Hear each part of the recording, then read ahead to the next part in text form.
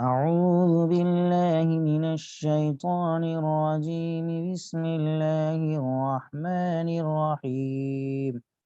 قال رب اشرح لي صدري ويسر لي أمري واحلل عقدة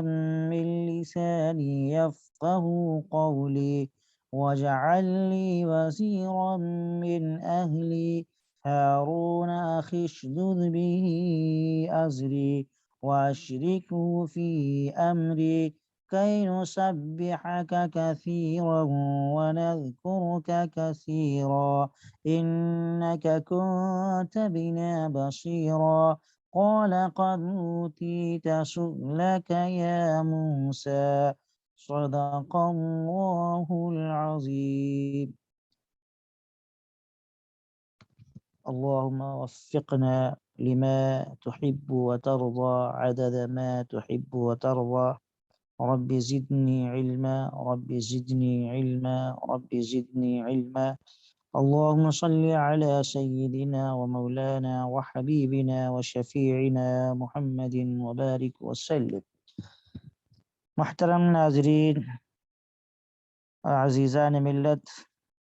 اس وقت اس درس میں سورہ طٰہٰ کی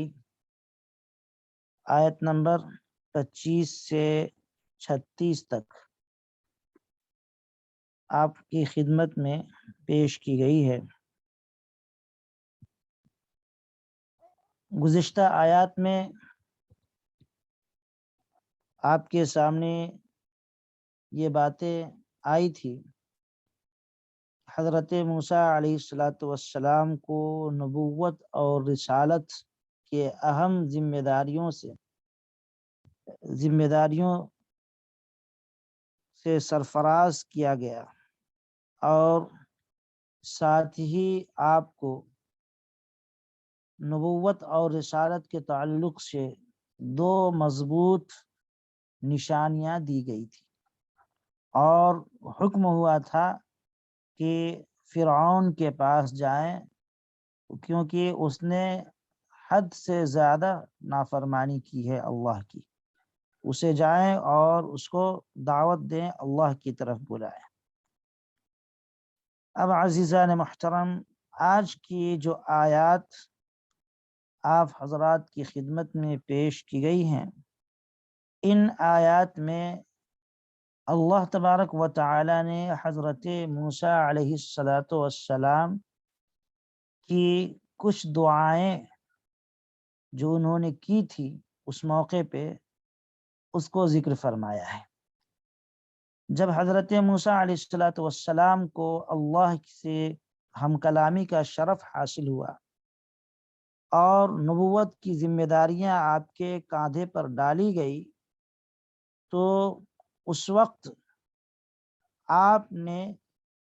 اپنی طاقت پر اور اپنی ذات پر بھروسہ نہیں کیا، بلکہ اپنی طاقت کو چھوڑ کر کے اللہ رب العالمین کی طرف متوجہ ہوئے اور اللہ سے مدد مانگی، دعائیں کی کہ اے اللہ میری مدد فرما دیجئے تاکہ نبوت کی جو عظیم ذمہ داریاں ہیں اس کو میں ادا کر سکوں، اور اتنی بڑی ذمہ داریاں، ان کا ادا کرنا اور اس راہ میں جو مشکلات اور پریشانیاں آئیں گی ان پر ڈٹ جانا، یہ یقیناً آپ ہی کی مدد سے ہو سکتا ہے۔ اسی لیے انہوں نے اللہ سے دعا مانگی ہے، اور کئی دعائیں ان کی ہیں یہاں پہ۔ آپ حضرات دعاؤں کی طرف متوجہ ہوں۔ دیکھیں، اللہ فرماتے ہیں قال رب اشرح لی صدری۔ سب سے پہلی جو دعا حضرت موسیٰ علیہ السلام کی ہے وہ یہی ہے کہ اے میرے پروردگار، میرے اس کام کے لیے میرا سینہ کھول دیجئے۔ اے بار الہ، میرا سینہ کھول دیجئے، یعنی میرے سینے میں ایسی وسعت پیدا فرما دیجئے، ایسی کشادگی پیدا فرما دیجئے جس سے میرا سینہ دینی علوم کا اور نبوت والے علوم کا متحمل ہو سکے اور ان کو برداشت کر سکے، اور لوگوں کی طرف سے دعوت کی راہ میں جو پریشانیاں آئیں ان کو برداشت کرنا میرے لیے آسان ہو سکے۔ یہ مطلب ہے دعا کرنے کا اور سینے کو کھول دینے کا۔ میرا سینہ کشادہ کر دیجئے، اس کے اندر وسعت پیدا کر دیجئے اور اس کے اندر طاقت پیدا فرما دیجئے۔ یہ حضرت موسیٰ کی پہلی دعا تھی۔ اس کے بعد ہے وَيَسِّرْ لِي أَمْرِي، میرے لیے میرے اس کام کو آسان فرما دیجئے، یہ دوسری دعا ہے۔ اور حضرت موسیٰ علیہ السلام کی عقل اور فراست اور آپ کی نبوی سوجھ بوجھ کا یہ کہہ لیں کہ نتیجہ تھا کہ کسی کام کا مشکل یا آسان ہونا بھی ظاہری تدبیروں کے تابع نہیں ہے۔ انہوں نے سمجھ لیا کہ ظاہری تدبیر انسان کتنا بھی کر لے، لیکن جب تک اللہ کی طرف سے مدد شامل حال نہ ہو جائے اور اللہ کی مشیت نہ ہو، وہ کام مشکل ہو جاتا ہے۔ اسی لیے حضرت موسیٰ علیہ السلام نے سب سے پہلے تو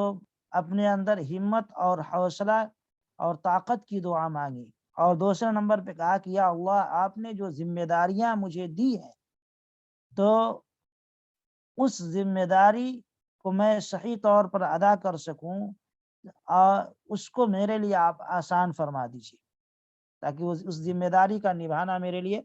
آسان ہو جائے، اور آپ اگر نہیں چاہیں گے تو پھر یہ مشکل ہی ہے، کیونکہ انسان لاکھ تدبیر کر لے، جب تک اللہ کی طرف سے مدد نہ آ جائے، اللہ کی طرف سے آسانی پیدا نہ کی جائے، اس وقت تک انسان کی تدبیریں ناکام ہو جاتی ہیں۔ اسی لیے اللہ کی نبی صلی اللہ علیہ وسلم نے مسلمانوں کو حدیث میں تلقین فرمائی ہے کہ مسلمان اپنے کاموں کے لیے اللہ سے اس طرح دعا مانگے، اللہم الطف بنا فی تیسیر کل عسیر فإن تیسیر کل عسیر علیک یسیر۔ اس طرح اللہ کے نبی صلی اللہ علیہ وسلم نے تلقین فرمائی ہے مسلمانوں کو، یعنی یا اللہ، ہم پر مہربانی فرما کر ہر مشکل کام کو آسان فرما دیجئے، کیونکہ ہر مشکل کام کا آسان کر دینا یہ آپ ہی کے قبضے میں۔ جب تک آپ کی طرف سے آسانی اور سہولت فراہم نہیں کی جائے گی، اے اللہ، کوئی کام آسان نہیں ہو سکتا۔ انسان کتنی بھی تدبیر اختیار کر لے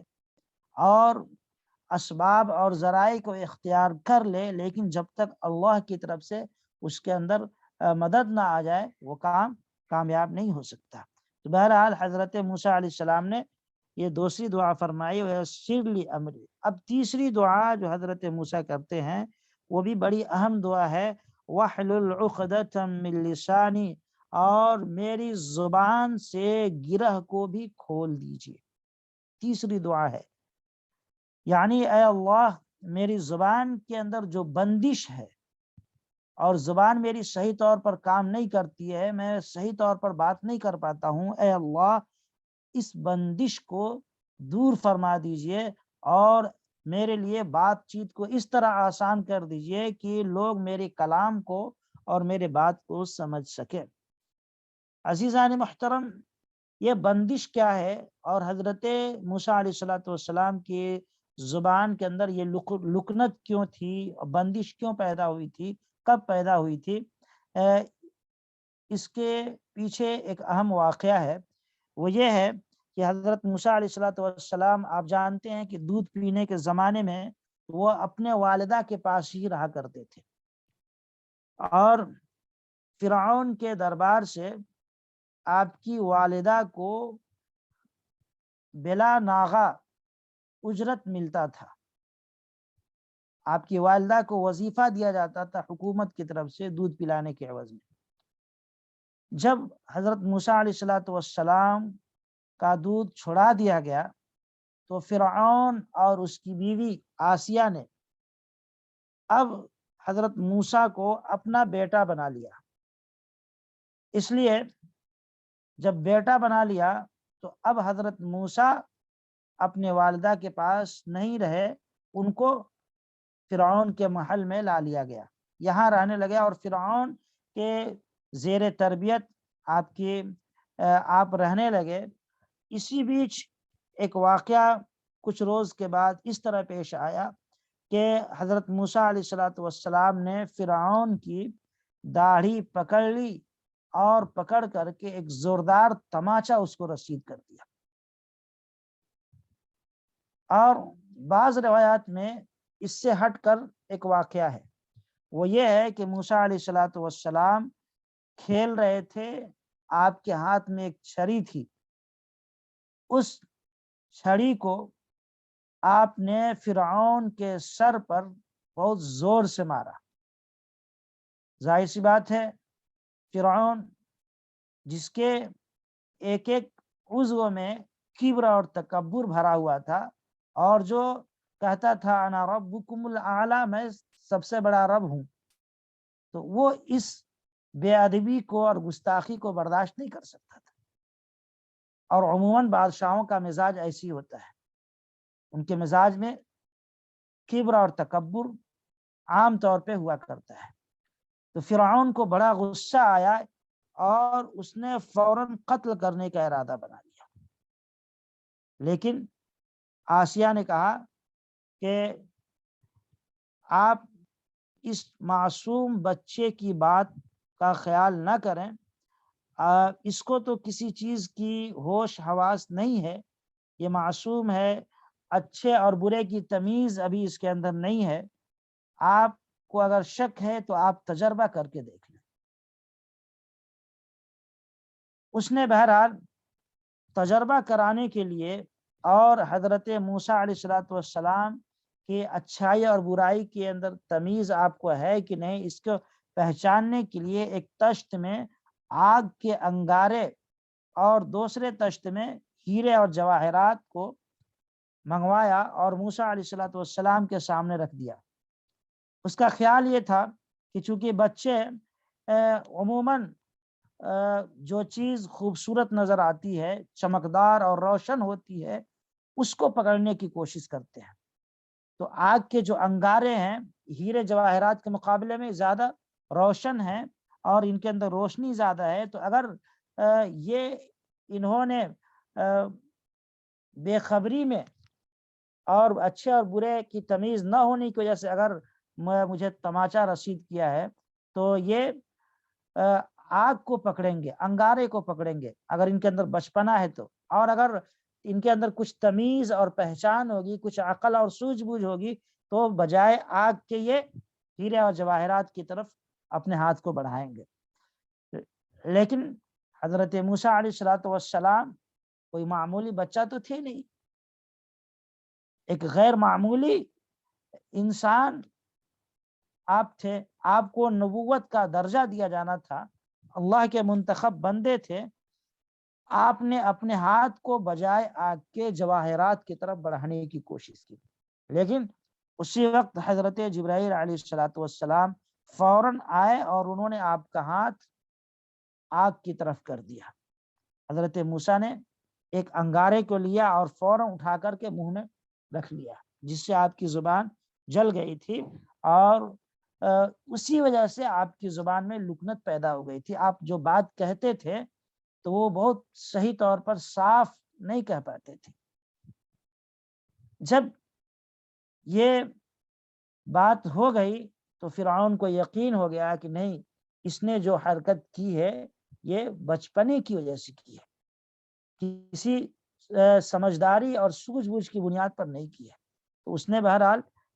حضرت موسیٰ علیہ السلام کو چھوڑ دیا۔ تو اب چونکہ زبان میں لکنت پیدا ہو گئی تھی، آپ کی بات صحیح طور پہ سمجھ میں نہیں آتی تھی، اسی لیے آپ دعا فرماتے ہیں وَاحْلُلْ عُقْدَةً مِّن لِّسَانِي، اے میرے پروردگار میری زبان سے گرہ کو بھی ہٹا دیجئے، کھول دیجئے۔ عزیزان محترم،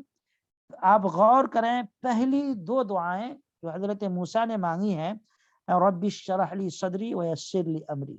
یہ دو دعائیں تو عام ہیں، سب کاموں میں اللہ تعالیٰ سے مدد حاصل کرنے کے لیے کی گئی۔ تیسری دعا جو انہوں نے مانگی ہے وَاحْلُلْ عُقْدَةً مِّن لِّسَانِي، اے اللہ میری زبان کی گرہ کو کھول دیجئے۔ تو یہ ایک خاص دعا ہے جو اپنی کمزوری کو دور کرنے کے لیے کی گئی ہے، حضرت موسیٰ نے کی ہے۔ یا اللہ میرے اندر ایک جو کمزوری ہے ظاہری طور پہ، اے اللہ اس کمزوری کو دور فرما دیجئے اور زبان کی طاقت مجھے عطا فرما دیجئے تاکہ میں بات کروں تو لوگ سمجھ سکیں اور لوگوں کو میری بات سمجھ میں آ سکے، وہ میری دعوت پر لبیک کہہ سکیں۔ اور یہ جو زبان کے طاقت کی بات ہے، ظاہر سی بات ہے کہ اللہ تبارک و تعالی نے آپ کی دعا قبول فرمائی اور آپ کی زبان کے اندر جو پریشانی تھی وہ ختم ہو گئی، لیکن پھر بھی حضرت موسیٰ علیہ السلام نے اپنے بھائی کے بارے میں دعا کی اور کہا کہ یا اللہ میرے بھائی کو بھی آپ میرا مددگار بنا دیجئے۔ یفقہ قولی، یفقہ قولی کا یہ جو آیت ہے اس کا تعلق بھی پچھلی دعا سے وَاحْلُلْ عُقْدَةً مِّن لِّسَانِي سے، اے اللہ میری زبان کی بندش کو بھی کھول دیجئے، یفقہ قولی، تاکہ لوگ میری بات کو سمجھ سکیں۔ یہ تیسری دعا تھی۔ اب چوتھی جو دعا حضرت موسیٰ علیہ السلام نے کی ہے وہ ہے وَجَعَلْ لِي وَزِيرًا مِّنْ أَهْلِي، اور میرے لیے میرے ہی خاندان میں سے ایک مددگار متعین فرما دیجیے۔ اے اللہ آپ میرے لیے میرے ہی خاندان میں سے ایک مددگار متعین فرما دیجیے۔ پچھلی تین دعائیں اپنے نفس اور اپنے ذات سے متعلق تھی۔ آپ غور کریں، پچھلی جو تین دعائیں تھیں حضرت موسیٰ کی، رب اشرح لی صدری، اللہ میرے سینے کو کشادہ فرما دیجیے، ویسر لی امری، میرے کام کو آسان بنا دیجیے، واحلل عقدۃ من لسانی، میری زبان کی بندش کو دور فرما دیجیے۔ یہ تین دعائیں تو موسیٰ علیہ السلام کے ذات سے متعلق تھی۔ چوتھی جو دعا ہے حضرت موسیٰ کی، یہ نبوت اور رسالت کے جو اعمال ہیں اور جو ذمہ داریاں ہیں، ان ذمہ داریوں کو انجام دینے کے لیے جو اسباب ہوتے ہیں ان سے متعلق ہے۔ ظاہر سی بات ہے حضرت موسیٰ علیہ السلام نے پہلے اپنی کمزوریاں دور کرا لی اللہ سے، پھر کہا کہ اللہ میرا کوئی نائب بھی بنا دیجئے میری خاندان میں سے جو میرے ساتھ ساتھ رہے اور میرے کام میں وہ میرا ہاتھ بٹائے، میرا تعاون کرے، مددگار میرے لیے مددگار ثابت ہو۔ اور حضرت موسیٰ علیہ السلام نے جو وزیر کی درخواست کی، وَجَعَلْ لِي وَزِيرًا مِّنْ أَهْلِي، کہ میرا کوئی وزیر مقرر کر دیجئے۔ وزیر کہتے ہیں بوجھ اٹھانے والے کو۔ عربی لغت کے اعتبار سے وزیر کا معنی ہوتا ہے بوجھ اٹھانے والا۔ وزیر سلطنت، حکومت کے وزیر، بادشاہت کے وزیر، چونکہ اپنے امیر اور بادشاہ کا بوجھ اور ذمہ داری اٹھاتا ہے اس لیے اس کو وزیر کہتے ہیں، وزیر سلطنت۔ اس سے حضرت موسیٰ علیہ السلام کا آپ غور کریں گے تو کمال عقل معلوم ہوتا ہے کہ آپ کتنے عقل مند تھے۔ کہ ظاہر سی بات ہے کہ کسی بھی کام یا تحریک کے چلانے کے لیے آپ جانتے ہیں کہ سب سے پہلی چیز انسان کے دوست، احباب اور مددگار ہیں۔ کسی بھی کام کو آپ لے کر آگے چلتے ہیں یا کوئی تحریک ہو، کوئی مشن ہو جس کو آپ آگے بڑھانا چاہتے ہیں، تو اس میں سب سے اہم بنیادی ضرورت آپ کے دوست اور احباب کی ہوتی ہے۔ اگر وہ آپ کے منشا کے مطابق مل جائیں اور آپ ہی کے جیسا ان کے اندر جوش، ہمت اور حوصلہ ہو، ان کے اندر وہ صلاحیت ہو اور عقل کی پختگی ہو، تو ظاہر سی بات ہے کہ آپ کا مشن کامیاب ہو جائے گا۔ تو حضرت موسیٰ علیہ السلام جو نبوت کا ایک مشن لے کر چلنے والے ہیں اور دنیا کی اس وقت کی سب سے بڑی طاقت کے سامنے اللہ کے بات کو رکھنے والے ہیں، تو ظاہر سی بات ہے کہ آپ کو ایسا مددگار چاہیے اور ایسا دوست چاہیے جو آپ کا ہم خیال ہو اور آپ ہی کی جیسی فکر اور کڑھن اس کے اندر بھی موجود ہو۔ اسی لیے دعا کرتے ہیں کہ یا اللہ آپ میرے ہی خاندان میں سے کسی کو میرا وزیر مقرر کر دیجئے، چونکہ سارے اسباب اگر موجود ہوں اور وزیر اور مددگار صحیح نہ ملے تو مشن کامیاب نہیں ہوتا ہے۔ آج کل حکومتوں اور سلطنتوں میں جتنی خرابیاں اور فسادات نظر آتے ہیں، آپ غور کریں تو ان میں سب سے اہم اور سبب اور وجہ یہ ملے گا کہ جو حاکم اور بادشاہ ہیں، حکمراں ہیں، ان کے وزراء صحیح نہیں مل پا رہے ہیں۔ ان کے پاس جو بیٹھنے والے ہیں، ان کی جو ان کو مشورہ دینے والے، وہ لوگ صحیح نہیں مل رہے ہیں، مخلص نہیں مل رہے ہیں، اس لیے تمام طرح کی پریشانیاں آتی ہیں۔ یہی وجہ ہے کہ حضور پاک صلی اللہ علیہ وسلم نے بھی اس کے اہمیت کو محسوس فرماتے ہوئے کہا کہ اللہ تبارک و تعالی جب کسی شخص کو کوئی حکومت اور امارت سپرد فرماتے ہیں اور وہ یہ چاہتے ہیں کہ یہ انسان اچھے کام کرے، حکومت کو اچھی طرح چلائے، تو اس کو نیک وزیر دے دیتے ہیں۔ اللہ جب چاہتے ہیں کہ یہ اچھی طرح حکومت چلائے تو اللہ کیا کرتے ہیں؟ اس کو نیک وزیر دے دیتے ہیں جو اس کی مدد کرتا ہے، اور اگر یہ کسی ضروری کام کو بھول جائے تو وہ وزیر اس کو یاد دلا دیا کرتا ہے اور اس کے کام میں مدد کرتا ہے۔ یہ نسائی کے اندر حدیث ہے باضابطہ۔ تو آپ غور کریں گے تو اس دعا میں حضرت موسیٰ علیہ الصلوۃ والسلام نے بھی اسی وجہ سے ایک وزیر کی درخواست کی اور کہا کہ یا اللہ میرے لیے ایک وزیر متعین فرما دیجیے جو میرے مشن کا ساتھی بن سکے۔ اور اس میں بھی حضرت موسیٰ نے اہل کا قید لگایا، اہلی، جو میری خاندان کا ہو۔ مفسرین نے لکھا ہے اس کی وجہ یہ ہے کہ میرے خاندان کا، وجہ اس کی یہ ہے کہ اپنے خاندان کا کوئی انسان ہوگا تو ظاہر سی بات ہے کہ اپنا ہم مزاج ہوگا، فکر اور خیال میں یکسانیت ہوگی، اور موسیٰ علیہ الصلوۃ والسلام اس کو اچھی طرح جانتے ہوں گے، اس کے کیریکٹر، اس کے اخلاق سے واقف ہوں گے۔ اور اگر کوئی دوسرا آدمی ہوگا جو اجنبی ہو تو اس کے تعلق سے یہ تمام باتیں، معلومات پردے میں رہیں گی،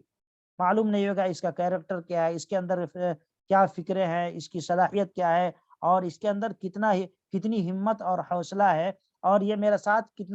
کہاں تک چل سکے گا۔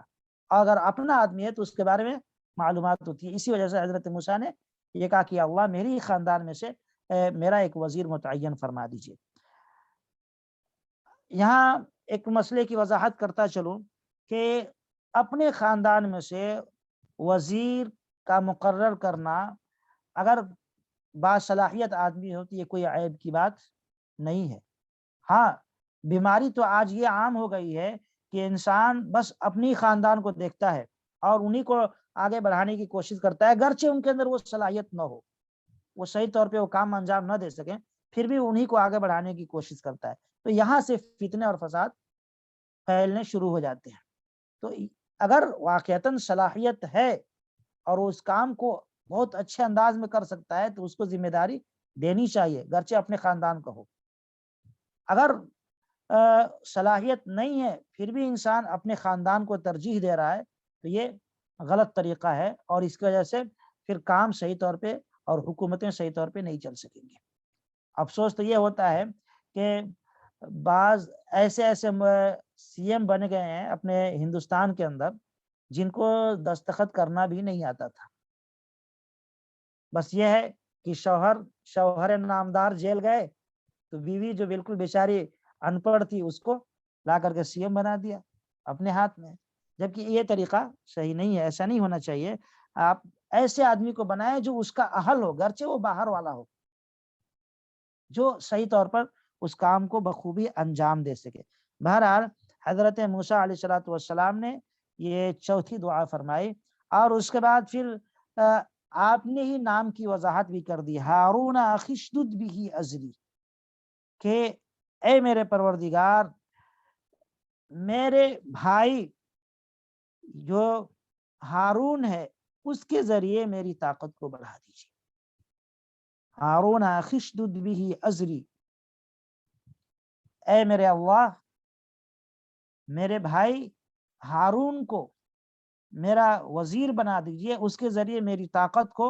بڑھا دیجئے۔ حضرت موسیٰ نے خود متعین بھی فرما دیا تھا، کیونکہ وہ حضرت ہارون کے بارے میں جانتے تھے کہ ان کے اندر صلاحیت ہے، اور یہ اگر آ گئے تو پھر کام آسان ہو جائے گا۔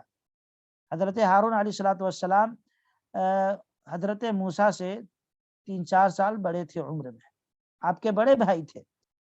اور آپ کی وفات سے تقریباً 3 سال پہلے ان کی وفات ہو گئی تھی۔ آپ کی وفات سے 3 سال پہلے وہ دنیا سے چلے گئے۔ جس وقت موسیٰ علیہ السلام نے یہ دعا مانگی، اس وقت وہ مصر میں تھے۔ اللہ تعالیٰ نے موسیٰ علیہ السلام کی دعا قبول فرمائی اور ان کو بھی نبی بنایا، حضرت ہارون کو نبی بنایا، اور جب نبی بنایا تو فرشتوں کے ذریعے ان کو مصر میں ہی اس کی اطلاع کر دی گئی۔ اور جب حضرت موسیٰ علیہ السلام طور سے روانہ ہوئے اور مصر میں داخل ہوئے فرعون کی دعوت و تبلیغ کے لیے، تو حضرت ہارون کو اللہ کی طرف سے ہدایت دی گئی تھی کہ جب تمہارے بھائی موسیٰ مصر میں داخل ہوں تو وہ ان کا استقبال کریں۔ آپ دیکھتے ہیں کہ بڑے لوگ جب آتے ہیں تو ان کا استقبال کیا جاتا ہے بڑھ کر کے آگے۔ تو ایسے ہی حضرت ہارون کو اللہ کی طرف سے ہدایت تھی کہ جب وہ مصر میں داخل ہوں تو باہر جا کر کے ان کا استقبال کریں۔ شہر کے باہر حضرت ہارون گئے تھے استقبال کے لیے۔ تو بہرحال اللہ رب العالمین نے دعا قبول فرمائی اور ان کو نبوت عطا فرمائی۔ اسی کا تذکرہ اس کے بعد کی جو آیت ہے اس میں ہے، وَأَشْرِكْهُ فِي أَمْرِي، کہ اے اللہ اس کو بھی میرا شریک کار بنا دیجئے، یعنی اے اللہ ہارون کو بھی میرے کام میں شریک کر دیجئے۔ وزیر بنانے کی درخواست تو کی تھی، لیکن وزیر کے ساتھ ساتھ وزیر تو انسان خود اپنا متعین کر سکتا ہے، وزیر انسان خود اپنے طور پہ متعین کر سکتا ہے، لیکن اللہ کی طرف اس کو منسوب کیا حضرت موسیٰ نے کہ اللہ میرے بھائی کو وزیر بنا دیجئے، صرف برکت کے لیے، برکتاً اللہ کی طرف منسوب کیا۔ لیکن دوسری دعا باضابطہ اللہ رب العالمین کی خدمت میں پیش کی کہ اللہ اس کو میرے کام میں شریک کر دیجیے، یعنی نبی بنا دیجیے، کیونکہ نبی حضرت موسیٰ نہیں بنا سکتے ہیں نا، وزیر تو اپنا متعین کر سکتے ہیں، لیکن نبوت یہ انسان کے ہاتھ میں نہیں ہے کہ وہ کسی کو دے دے، یہ اللہ سے ہی ہونا ہے۔ تو اسی لیے یہاں باضابطہ الگ سے دعا کر رہے ہیں، اے اللہ اس کو میرے کام میں شریک کر دیجئے تاکہ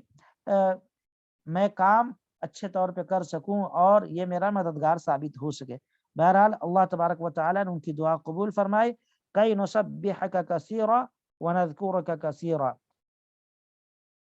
تاکہ ہم دونوں آپ کی خوب پاکی بیان کریں۔ کیا کہتے ہیں کہ اللہ اس کو میرے کام میں شریک کر دیجئے اور اس کو بھی نبوت سے سرفراز فرما دیجئے تاکہ ہم دونوں آپ کی خوب پاکی بیان کریں، اور وَنَذْكُرَكَ كَثِيرًا، اور کثرت سے آپ کا ذکر کیا کریں۔ اب ظاہر سی بات ہے عزیزان محترم، حضرت ہارون علیہ السلام کو وزیر اور نبوت میں شریک بنانے کا فائدہ یہ ہوگا کہ حضرت ہارون آپ کا تعاون کریں گے، لیکن کثرت سے ذکر کرنا اور اللہ کی تعریف اور بڑائی بیان کرنا یہ کیسے ہو سکتا ہے حضرت ہارون کے ذریعے سے؟ ظاہر سی بات ہے کہ عبادت انسان کا اپنا پرسنل معاملہ ہے، انسان جتنا چاہے عبادت کر سکتا ہے، دوسری کی وجہ سے انسان تھوڑی نہ عبادت کرے گا۔ تو یہاں یہ کہہ رہے ہیں حضرت موسیٰ کہ اللہ اس کو بھی میرے کام میں شریک کر دیے تاکہ ہم دونوں مل کر کے آپ کی خوب بڑائی بیان کریں۔ یہ تو سمجھ میں آنے والی بات، حضرت موسیٰ اکیلے بھی تو خوب بڑائی بیان کر سکتے ہیں، اکیلے بھی تو اللہ کی عبادت خوب کر سکتے ہیں، کیا حضرت ہارون شریک رہیں گے جبھی اللہ کی عبادت کریں گے؟ یہ سوال آپ کے ذہن میں آ سکتا ہے۔ تو میں یہ بتا دوں کہ انسان عبادت اور اللہ کی تعریف اور بڑائی جتنا چاہے اکیلے بھی کر سکتا ہے، لیکن جب دوست اور احباب کی محفل ہو اور سب ذکر والے ہوں تو اس وقت ماحول کی وجہ سے انسان پہلے کے مقابلے میں زیادہ اچھے انداز میں کر لیتا ہے۔ یہاں اکیلے حضرت موسیٰ تھے، اب دو آدمی ہو گئے، حضرت ہارون بھی ہو گئے ذکر کرنے والے، اللہ کی بڑائی بیان کرنے والے۔ اور جب دو ہو گئے تو اب عبادت میں پہلے کے مقابلے میں زیادہ لطف پیدا ہوگا۔ آدمی تنہائی میں عبادت کرتا ہے، گھر میں نماز پڑھتا ہے، اس نماز میں اور جا کر کے مسجد میں پڑھتا ہے، اس نماز میں دونوں میں بڑا فرق ہوتا ہے، شرعاً بھی فرق ہے، ثواب کے اعتبار سے بھی فرق ہے، اور آپ خود اس کو محسوس بھی کریں گے۔ آپ کو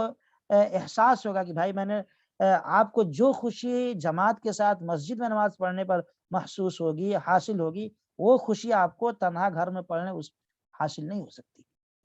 تو ماحول کے فرق کی وجہ سے انسان کے حالات بدل جاتے ہیں، اور انسان پہلے سے زیادہ وہ اچھے انداز میں عبادت کر سکتا ہے۔ اسی لیے کہا جاتا ہے کہ جب جس کے دوست اور احباب اچھے ہوں تو وہ بھی اچھا ہو جاتا ہے۔ حضرت عمر نے کہا کہ اگر تم کو دیکھنا ہو کہ یہ آدمی کیسا ہے، معلوم کرنا ہو، تو اس کے دوستوں کا پتہ لگاؤ، یہ کن کے ساتھ اٹھتا بیٹھتا ہے۔ اگر اس کے دوست اچھے ہیں تو سمجھ لو اچھا ہے،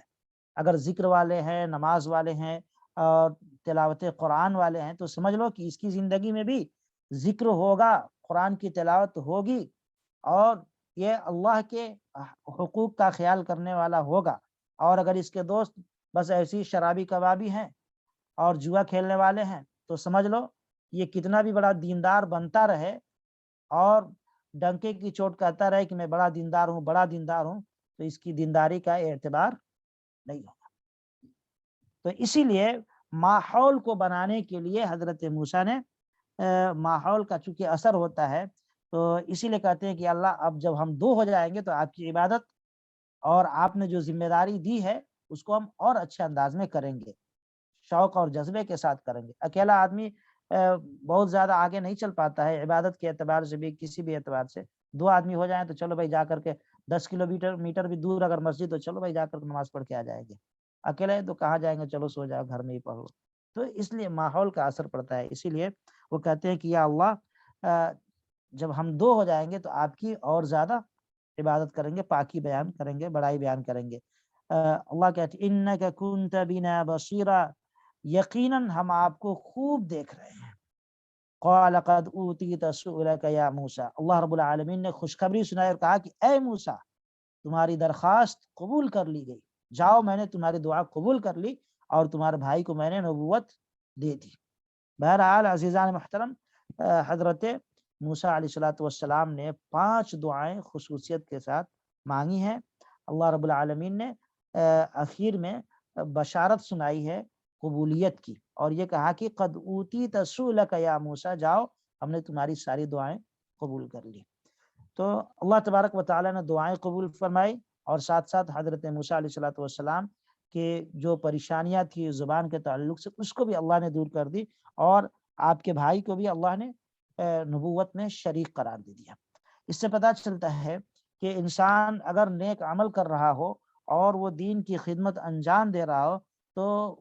اس کو اکیلے نہیں بلکہ یہ کوشش کرنی چاہیے، یہ دعا کرنی چاہیے کہ یا اللہ میرے ساتھ میرے مشن میں تمام گھر والے شریک ہو جائیں، تمام محلے والے شریک ہو جائیں، تاکہ کام آسان ہو جائے۔ اس کی فکر کرنی چاہیے، یہ نہ سمجھ لے کہ بھائی بس میں نماز پڑھ رہا ہوں، میں اپنا کام کر رہا ہوں اور میں دینی خدمات انجام دے رہا ہوں تو چلو بس یہ میرے لیے کافی ہے، نہیں، بلکہ دوسروں کی بھی فکر کرنی چاہیے، دوسروں کو ساتھ لے کر چلنے کا جذبہ اور حوصلہ اپنے اندر رکھنا چاہیے۔ اللہ ہمیں اور آپ کو عمل کی توفیق نصیب فرمائے۔ وآخر دعوانا ان الحمد للہ رب العالمین۔